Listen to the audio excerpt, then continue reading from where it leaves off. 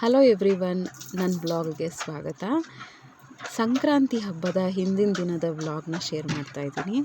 As usual Sunday ಆಗಿತ್ತು. ನನಗೆ ಮಲ್ಕೋಬೇಕು ಅನಿಸಿದ್ರು ನಿದ್ದೆ ಬರ್ತಾ ಇರಲಿಲ್ಲ. ದಿನ 4:15 4:45 ಎದ್ದು ಅಭ್ಯಾಸ ಆಗೋಗಿತ್ತು.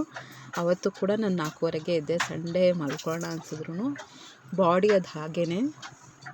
ನೀವು ಒಂದು ಸರಿ ಅಭ್ಯಾಸ ಮಾಡ್ಕೊಂಬಿಟ್ರೆ ಅದೇನೋ ಅಂತಾರಲ್ಲ, ಇದನ್ನು ಅಭ್ಯಾಸ 21 ದಿನ ಅಳವಡಿಸ್ಕೊಂಡ್ರೆ ಅದು ನೀವು ಆಮೇಲೆ ಬಿಡಬೇಕು ಅಂದರೂ ನಿಮ್ಮನ್ನು ಬಿಡಲ್ಲ, ಆ ರೀತಿ ಆಗಿರುತ್ತೆ. ಈಗ ನಾನು ಬೆಳಗ್ಗೆ ಎದ್ದು ವಾಕಿಂಗ್ ಹೋಗಲಿಲ್ಲ. ಸರಿ, ಸ್ವಲ್ಪ ಡಿಫ್ರೆಂಟಾಗಿ ಮನೆಯೆಲ್ಲ ನೀಟ್ ಮಾಡಿಬಿಡೋಣ, ನೆಕ್ಸ್ಟ್ ಹಬ್ಬ ಅಲ್ವಾ, ಹಬ್ಬಕ್ಕೆ ನೀಟ್ ಮಾಡ್ಕೊಳ್ಳೋಣ ಅಂತ ನೀಟ್ ಮಾಡ್ಕೊತಾ ಇದ್ದೀನಿ.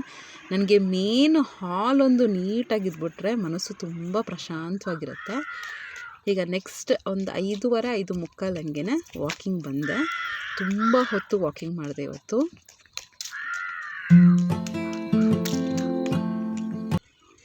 ಈಗ ಒಂದು 6:30 5:15 5:45 6:45 7 ಗಂಟೆವರೆಗೂ ವಾಕಿಂಗು.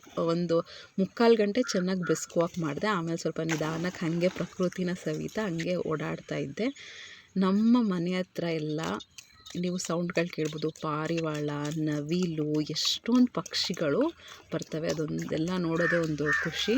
ಇಲ್ಲೇ ಒಂದು ವಾಕಿಂಗ್ ಪ್ಲೇಸ್ ಇದೆ, ಅಲ್ಲಿ ನೀವು ಸೌಂಡ್ ಕೇಳ್ತಾ ಇರ್ಬೋದು. ಪೀಕಾಕ್ ಏನದು ನವಿಲು ಸೌಂಡ್ ಎಲ್ಲ, ನವಿಲು ಎಷ್ಟೊಂದು ಬರುತ್ತೆ ನಮ್ಮ ಮನೆ ಹತ್ರ.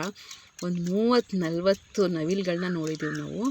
ತುಂಬ ಚೆನ್ನಾಗಿ ಡ್ಯಾನ್ಸ್ ಮಾಡೋದು ಅದನ್ನೆಲ್ಲ ನೋಡಿದ್ದೀವಿ. ತುಂಬ ಒಳ್ಳೆ ಎನ್ವೈರ್ನ್ಮೆಂಟ್ ಇದೆ ಮನೆ ಹತ್ರ. ನಾನು ನಿಮಗೆ ಒಂದು ತೋರಿಸ್ತೀನಿ ರೀ. ನಿಮಗೆ ಝೂಮ್ ಮಾಡಿ ಕಾಣ್ತಾ ಇದೆಯಲ್ವೋ, ನಾನು ಝೂಮ್ ಮಾಡಿ ನೋಡಿ, ಇಲ್ಲಿ ಝೂಮ್ ಮಾಡಿ ತೋರಿಸಿದ್ದೀನಿ ನೋಡಿ. ನವಿಲು ಅಲ್ಲಿ ಓಡಾಡ್ತಿರೋದು ಸ್ವಲ್ಪ ಅಬ್ಸರ್ವ್ ಮಾಡಿ. ಇಲ್ಲೂ ಇದೆ ನೋಡಿ, ಸ್ವಲ್ಪ ಓಡಾಡುತ್ತೆ ಅದು. ನೋಡಿ ಅಲ್ಲಿ ಓಡಾಡ್ತಿದೆ ಅಲ್ವಾ, ಅಲ್ಲಿ ನವಿಲಿದೆ. ಮನೆ ಹತ್ರನೇ, ಮನೆ ಪಕ್ಕನೇ ನವಿಲೆಲ್ಲ ಬರುತ್ತೆ. ಇವತ್ತು ಒಂದು ಒಳ್ಳೆ ಎಗ್ ಬಿರಿಯಾನಿ ಮಾಡೋಣ ಬಾಸ್ಮತಿ ರೈಸಲ್ಲಿ ಅಂತ 1.5 ಪಾವು 2 ಪಾವು ತೊಗೊಂಡಿದ್ದೀನಿ. ಅದನ್ನು ನೆನೆಸ್ತಾ ಇದ್ದೀನಿ. ಅರ್ಧ ಗಂಟೆ ನೆನೆಸ್ಬೇಕು. ಮೊಟ್ಟೆನೂ ಬೇಯಿಸ್ಕೊಳ್ಳೋಕ್ಕೆ ಇಟ್ಟಿದ್ದೀನಿ. ಫಸ್ಟ್ ಸ್ಟೆಪ್ ಅದೇ, ಮೊಟ್ಟೆ ಬೇಯಿಸ್ಕೊಳ್ಳೋಕ್ಕಿಡಿ, ಅಕ್ಕಿನ ನೆನೆಸಿ. ಇಲ್ಲಿ ಸ್ವಲ್ಪ ಜಾಸ್ತಿ ಎಣ್ಣೆ ತಗೊಂಡು ಈರುಳ್ಳಿ ಒಂದು 3-4 ಈರುಳ್ಳಿ, ಚಿಕ್ಕದಾದರೆ 4, ದೊಡ್ಡದಾದರೆ 3 ಈರುಳ್ಳಿನ ಚೆನ್ನಾಗಿ ಗೋಲ್ಡನ್ ಫ್ರೈ ಮಾಡ್ಕೋಬೇಕು. ಇದೇ ಇಂಪಾರ್ಟೆಂಟ್ ಸ್ಟೆಪ್ಪು ಬಿರಿಯಾನಿಗೆ. ಇದೇ ಪ್ರೊಸೀಜರಲ್ಲಿ ಚಿಕನ್ ಬಿರಿಯಾನಿ ಮಾಡ್ಬೋದು, ಅದು ಸ್ವಲ್ಪ ಚೇಂಜ್ ಆಗುತ್ತೆ, ಬಟ್ ಹಾಕೋ ಇಂಗ್ರೀಡಿಯೆಂಟ್ಸ್ ಎಲ್ಲ ಸೇಮ್. ನೋಡಿ, ಈ ರೀತಿ ಗೋಲ್ಡನ್ ಬ್ರೌನ್ ಬರೋವರೆಗೂ ಮಾಡಿ ಎತ್ತಿಟ್ಕೋಬೇಕು. ಇದೇ ಎಣ್ಣೆ ನಾವು ಬಿರಿಯಾನಿಗೆ ಯೂಸ್ ಮಾಡ್ತೀವಿ, ಒಳ್ಳೆ ಟೇಸ್ಟ್ ಬರುತ್ತೆ. ಆದ್ದರಿಂದ ಸ್ಟಾರ್ಟಿಂಗ್ ಎಣ್ಣೆ ಹಾಕ್ಬೇಕಾದ್ರೆ ಕಂಜೂಸ್ ಮಾಡ್ಕೊಳ್ಳೋಕೆ ಹೋಗಬೇಡಿ, ಸ್ವಲ್ಪ ಜಾಸ್ತಿನೇ ಹಾಕಿ. ಬಿರಿಯಾನಿ ಡ್ರೈ ಇದ್ದರೆ ಚೆನ್ನಾಗಿರಲ್ಲ ಟೇಸ್ಟು. ಸ್ವಲ್ಪ ಆಯಿಲಿ ಇರಬೇಕು, ಸ್ವಲ್ಪ ಚೆನ್ನಾಗಿರುತ್ತೆ ಆಗ ಟೇಸ್ಟ್. ತುಂಬ ಡ್ರೈ ಇದ್ಬಿಟ್ರೆ ನುಂಗೋಕ್ಕಾಗಲ್ಲ, ಚೆನ್ನಾಗಿರಲ್ಲ.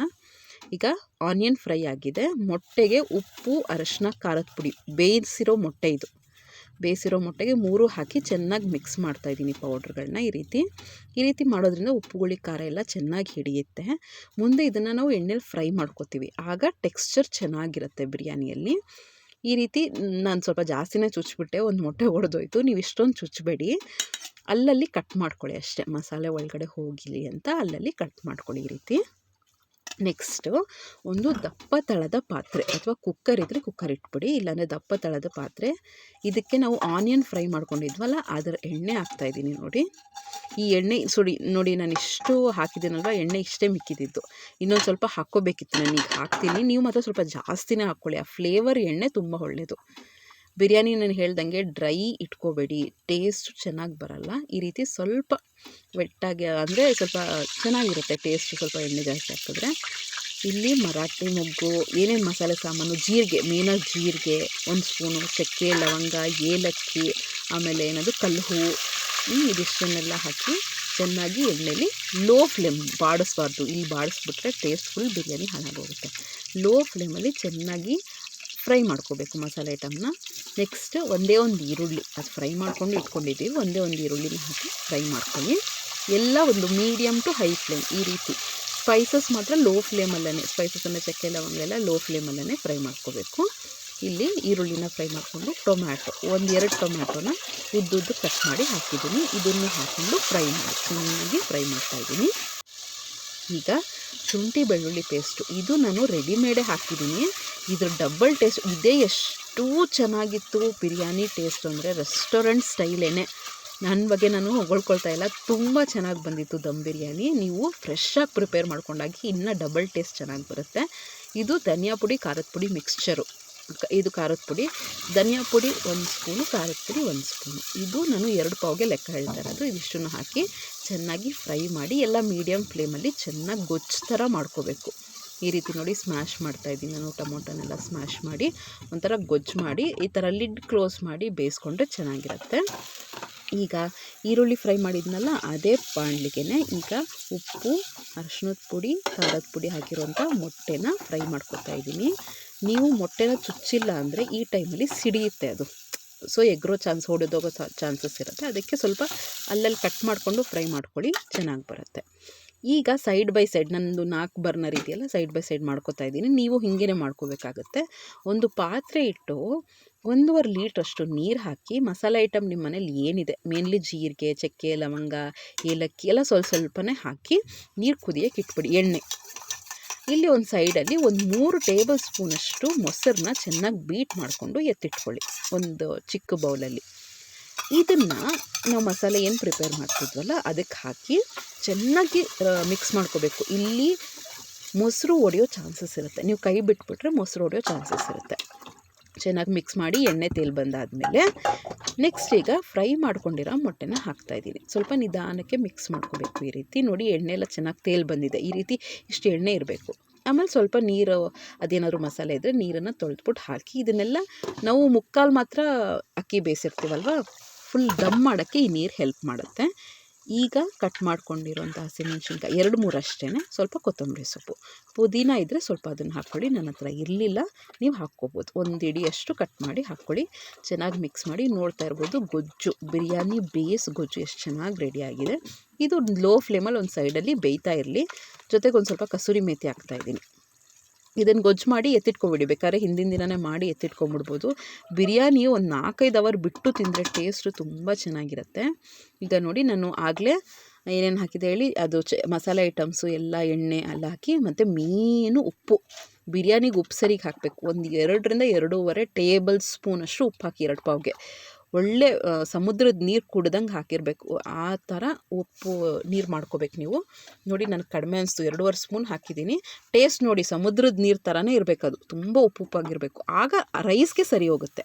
ನೋಡಿ ಇಷ್ಟು ಬೇಯ್ತಾ ಇರಬೇಕು, ತುಂಬ ಮಳ್ತಾ ಇರಬೇಕು. ಆಗ ನೆನೆಸಿರುವಂಥ ಬಾಸ್ಮತಿ ರೈಸ್ 2 ಪಾವ್ನ ಹಾಕಿದ್ದೀನಿ ನಾನು, ನೆನೆಸಿರುವಂಥದ್ದು. ಆಮೇಲೆ ಮಿಕ್ಸ್ ಮಾಡಿ, ಉಪ್ಪನ್ನು ಮಾತ್ರ ಮರಿಬೇಡಿ, ಎಣ್ಣೆ ಮರಿಬೇಡಿ, ಉದುದ್ರಾಗ ಆಗಬೇಕು ಅಂದರೆ ಇವೆಲ್ಲ ನೆನ್ಪಿಟ್ಕೋಬೇಕು. ಈಗ ನಾನು ಮೊಸರು ಬಜ್ಜಿ ಮಾಡ್ಕೊತಾ ಇದ್ದೀನಿ. ಮೊಸರು ಬಜ್ಜಿಗೆ ಒಂದು 300 ml ಅಷ್ಟು ನಾನು ಮೊಸರು ತೊಗೊಂಡು ಬೀಟ್ ಮಾಡ್ಕೊಳ್ಳಿ ಫಸ್ಟು. ಟೊಮ್ಯಾಟೊ, ಈರುಳ್ಳಿ, ಕೊತ್ತಂಬರಿ ಸೊಪ್ಪೆಲ್ಲ ಕಟ್ ಮಾಡಿ ಮೊಸರದಕ್ಕೆ ಹಾಕಿ ಈಗ ಸ್ವಲ್ಪ ರುಚಿಗೆ ತಕ್ಕಷ್ಟು ಉಪ್ಪನ್ನು ಹಾಕ್ತಾಯಿದ್ದೀನಿ.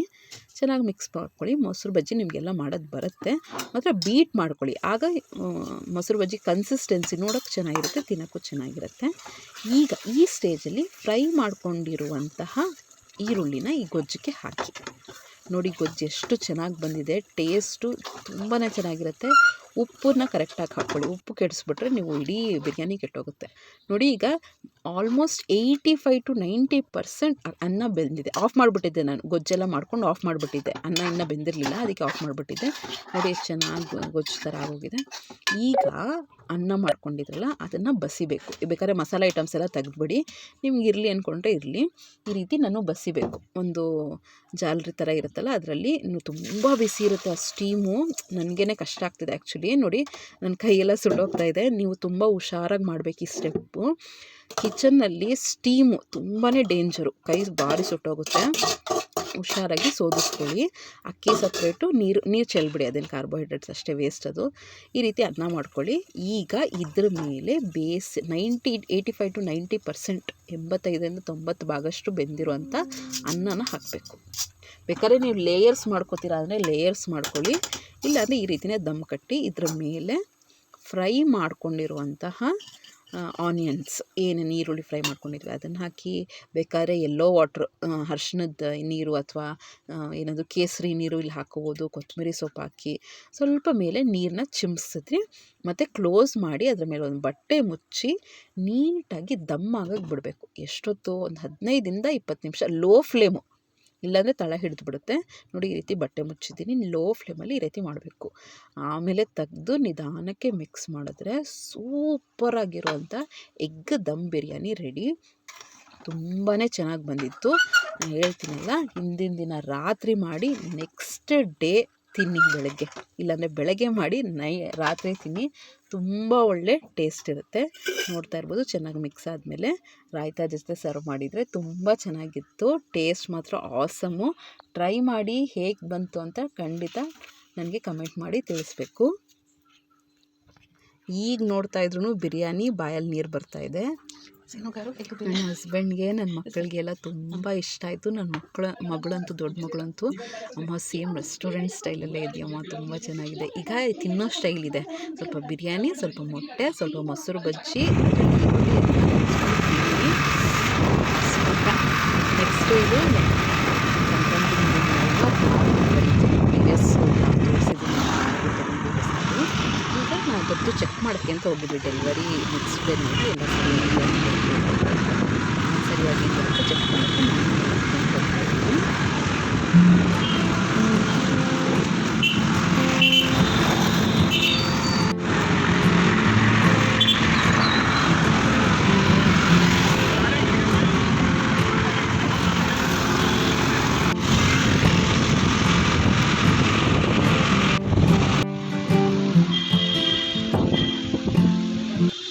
ಇಲ್ಲಿ ಶೋರೂಮಿಗೆ ಬಂದಿದ್ದೀವಿ. ಅಲ್ಲೆಲ್ಲ ನೋಡಿ ಇದೆ ಹೊಸ ಕಾರ್ ಟೆಸ್ಟ್ ಮಾಡೋಣ ಅಂತ ಎಲ್ಲ ನೋಡ್ತಾ ಇದ್ವಿ. ಆಗಲೇ ಫುಲ್ ಎಕ್ಸೈಟ್ಮೆಂಟು, ನಮ್ಮ ಕಾರು ಅಂತ ತುಂಬ ಎಕ್ಸೈಟ್ಮೆಂಟು. ಆಮೇಲೆ ಕಾರ್ ಪೂಜೆಗೆ ಪುರೋಹಿತರನ್ನ, ದೇವಸ್ಥಾನ ಟೈಮಿಂಗ್ಸ್ನೆಲ್ಲ ಬುಕ್ ಮಾಡಬೇಕಲ್ವ, ಅಲ್ಲಿಗೆ ಬಂದಿದ್ವಿ. ಗಣೇಶ ದೇವಸ್ಥಾನದಲ್ಲೇ ನೆಕ್ಸ್ಟ್ ಡೇ ಸಂಜೆ ಬನ್ನಿ, 5:30 ಅಷ್ಟೊತ್ತಿಗೆ ಬನ್ನಿ, ಪೂಜೆ ಮಾಡಿಕೊಡ್ತೀನಿ ಅಂತ ಪುರೋಹಿತರು ಹೇಳಿದ್ರು. ಸುಮಾರು ಗಾಡಿಗಳು ಆ ಟೈಮ್ ಪೂಜೆಗೆ ಬರುತ್ತೆ, ಸಂಕ್ರಾಂತಿ ಬೇರೆ ಒಳ್ಳೆ ದಿನ, ಮಾಡಿಕೊಡ್ತೀನಿ ಅಂತ ಎಲ್ಲ ನಾವು ರಸೀದಿ ಎಲ್ಲ ತೊಗೊಂಡು ಬಂದ್ವಿ. ಅಲ್ಲಿ ದೇವಸ್ಥಾನ ತುಂಬ ಇಂಪ್ರೂವ್ ಆಗಿದೆ, ಅದಕ್ಕೆ ನಾನು ಒಂದು ವೀಡಿಯೋ ಮಾಡ್ಕೊಳ್ಳೋಣ ಅಂತ ಮಾಡಿಕೊಂಡೆ. ತುಂಬ ಚೆನ್ನಾಗಿದೆ, ಚೆನ್ನಾಗಿ ಇಂಪ್ರೂವ್ ಮಾಡಿದ್ದಾರೆ.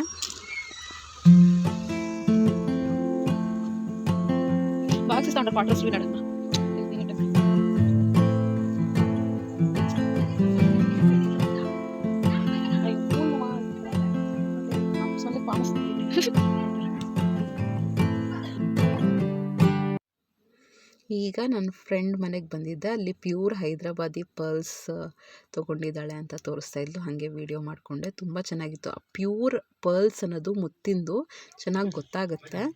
ಆಮೇಲೆ ಮನೆಗೆ ಬಂದೆ, ಮಗಳಿಗೆ ಓದಿಸ್ತಾ ಇದ್ದೀನಿ. ಈ ನಡುವೆ ಅವಳೇ ಹೋಮ್ವರ್ಕ್ ಮಾಡ್ಕೋತಾ ಇದ್ದಾಳೆ. ನನ್ನ ಮಗಳು ಚಿಕ್ಕವಳು ದೊಡ್ಡವಳಾಗ್ಬಿಡ್ತಾ ಇದ್ದಾಳೆ.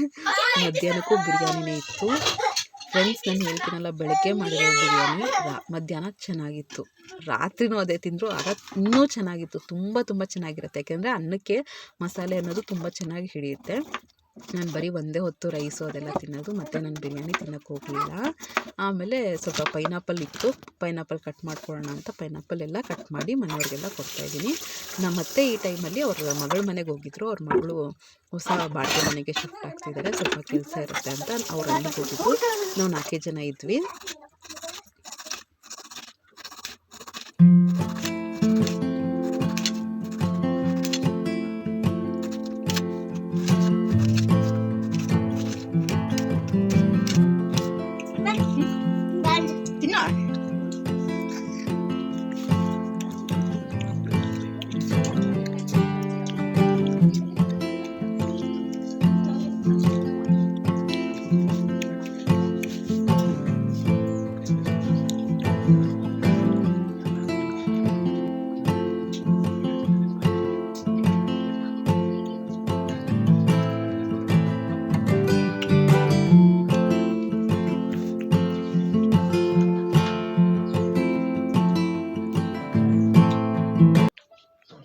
ಅವತ್ತು ಸಂಜೆ ನಮ್ಮ ಹಸ್ಬೆಂಡ್ ಮ್ಯೂಸಿಕ್ ಕ್ಲಾಸ್ ಹೇಳ್ಕೊಡ್ತಾರೆ ಅನ್ನಲ್ಲ, ಅದರದ್ದು ಒಂದು ಕ್ಲಿಪ್ ಹಾಕಿದ್ದೀನಿ ನೋಡಿ.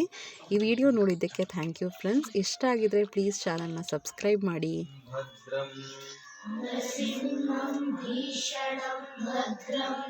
ಮೃತ್ಯುಂ ನಮಾಮ್ಯಹಂ ಶ್ರೀಮದ್ ಯೋಗಾನಂದ ಗುರು ನರಸಿಂಹಾಯ ನಮಃ. ಶ್ರೀಮದ್ ಯೋಗಾನಂದ ಗುರು ನರಸಿಂಹಾಯ ನಮಃ. ಅಲ್ಲಿ ಮ್ಯೂಸಿಕ್ ಕ್ಲಾಸಿಗೆ ಡಿಸ್ಟರ್ಬ್ ಆಗುತ್ತೆ ಅಂತ ನಾನು ಚಿಕ್ಕ ಮಗಳನ್ನ ಕರ್ಕೊಂಡು ನಾನು ವಾಕಿಂಗ್ ಬಂದಿದ್ದೆ. ನನಗೆ ತುಂಬ ಫೇವ್ರೇಟ್, ನನಗೆ ತುಂಬ ಖುಷಿ ಕೊಡುವಂಥ ಟೈಮ್ ಇದು. ನನ್ನ ಚಿಕ್ಕ ಮಗಳ ಜೊತೆ ಟೈಮ್ ಸ್ಪೆಂಡ್ ಮಾಡೋದು, ಅವಳು ಮುದ್ದು ಮಾತು ಕೇಳೋದು, ಅವಳು ತರಲೆ ಆ್ಯಕ್ಟಿವಿಟೀಸ್ನ ನೋಡೋದು. ನೋಡಿ ಅವಳು ಸೈಕಲ್ ತುಳಿಯೋದೇ ಒಂದು ದೊಡ್ಡ ಸಾಧನೆ. ಅದ್ರ ಮುಂದೆ ಗೊಂಬೆ ಬೇರೆ ಕೂರಿಸ್ಕೊಂಡು ತುಳಿತಾ ಇದ್ದಾಳೆ. ತುಂಬ ಒಳ್ಳೆ ಟೈಮ್ ಸ್ಪೆಂಡ್ ಮಾಡಿದ್ವಿ. ಫ್ರೆಂಡ್ಸ್, ನನ್ನ ವ್ಲಾಗ್ಸ್ ನೀವು ಎಂಜಾಯ್ ಮಾಡ್ತಿದ್ದೀರಾ ಅಂದ್ಕೊಳ್ತೀನಿ. ಇಷ್ಟ ಆಗಿದ್ರೆ ಪ್ಲೀಸ್ ಚಾನಲ್ನ ಸಬ್ಸ್ಕ್ರೈಬ್ ಮಾಡಿ, ಲೈಕ್ ಮಾಡಿ, ಶೇರ್ ಮಾಡಿ, ಕಮೆಂಟ್ ಮಾಡಿ. ನೀವು ಲೈಕ್ ಮಾಡೋದ್ರಿಂದ ನನಗೆ ಮೋಟಿವೇಶನ್ ಬರುತ್ತೆ. ಸಬ್ಸ್ಕ್ರೈಬ್ ಮಾಡ್ಕೊಂಡಿಲ್ಲ ಅಂದರೆ ಸಬ್ಸ್ಕ್ರೈಬ್ ಮಾಡ್ಕೊಳ್ಳಿ. ನಾನು ಇನ್ನೂ ಹೊಸ ಒಳ್ಳೆ ವೀಡಿಯೋಸು ನಿಮಗೋಸ್ಕರ ತರ್ತೀನಿ. Thank you so much. Take care. Bye. ನಿಮ್ಮೆಲ್ಲರಿಗೂ ಒಳ್ಳೆಯದಾಗಲಿ ಅಂತ ದೇವರಲ್ಲಿ ಕೇಳ್ಕೊತೀನಿ. Thank you.